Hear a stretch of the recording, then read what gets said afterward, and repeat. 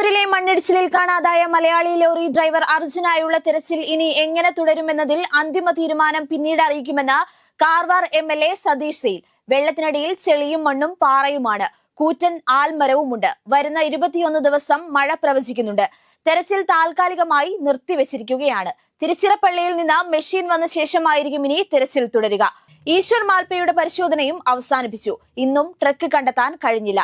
നദിയിൽ തെരച്ചിൽ നടത്തിയിരുന്ന വഞ്ചികളും കരയ്ക്ക് കയറ്റി. മലബാറിൽ കഴിഞ്ഞ ഒരാഴ്ചക്കിടെ വീശിയ കാറ്റിലും മഴയിലും KCB നേരിട്ട നാശനഷ്ടങ്ങൾ പരിഹരിക്കാനും വീടുകളിൽ കണക്ഷനുകൾ പുനഃസ്ഥാപിക്കാനും വൈദ്യുതി വകുപ്പ് പ്രത്യേക സംഘത്തെ നിയോഗിച്ചു.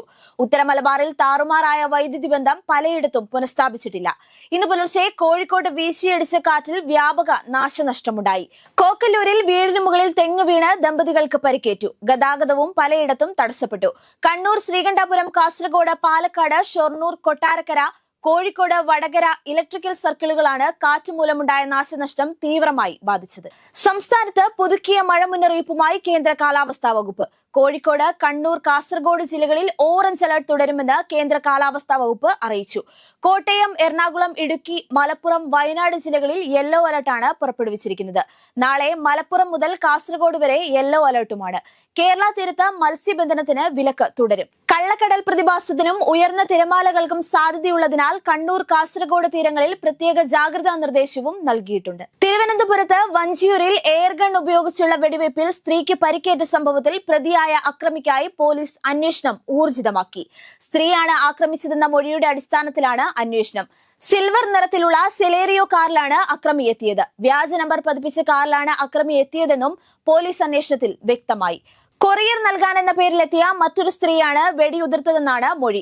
കൈവെള്ളയ്ക്ക് പരിക്കേറ്റ ചെമ്പകശ്ശേരി സ്വദേശി ഷിനി സ്വകാര്യ ആശുപത്രിയിൽ ചികിത്സയിലാണ്. ഇന്ന് രാവിലെ 8:30യോടെയായിരുന്നു സംഭവം. ദില്ലിയിൽ സിവിൽ സർവീസ് കോച്ചിംഗ് സെന്ററിലെ ബേസ്മെന്റിൽ വെള്ളക്കെട്ടിൽ മുങ്ങി 3 വിദ്യാർത്ഥികൾ മരിച്ച സംഭവത്തിൽ സ്ഥാപന ഉടമയെ അറസ്റ്റ് ചെയ്തു. റാവൂസ് കോച്ചിംഗ് സെന്റർ ഉടമയും കോച്ചിംഗ് സെന്റർ കോർഡിനേറ്ററുമാണ് അറസ്റ്റിലായത്. കോച്ചിംഗ് സംഭവത്തെ തുടർന്ന് റാവൂസ് കോച്ചിംഗ് സെന്റർ ഒരാഴ്ചത്തേക്ക് അടച്ചു. ഇത് സംബന്ധിച്ച് വിദ്യാർത്ഥികൾക്ക് അറിയിപ്പ് നൽകി.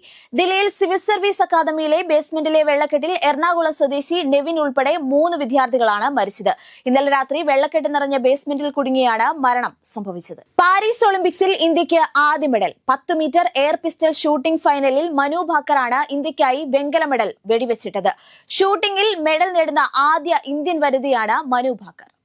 ഒളിമ്പിക്സ് ബാഡ്മിന്റൺ വനിതാ സിംഗിൾസിലെ ആദ്യ മത്സരത്തിൽ PV സിന്ധുവിന് വിജയം. മാലിദ്വീപ് താരം FN അബ്ദുൾ റസാഖിനെയാണ് സിന്ധു ആദ്യ പോരാട്ടത്തിൽ തോൽപ്പിച്ചത്.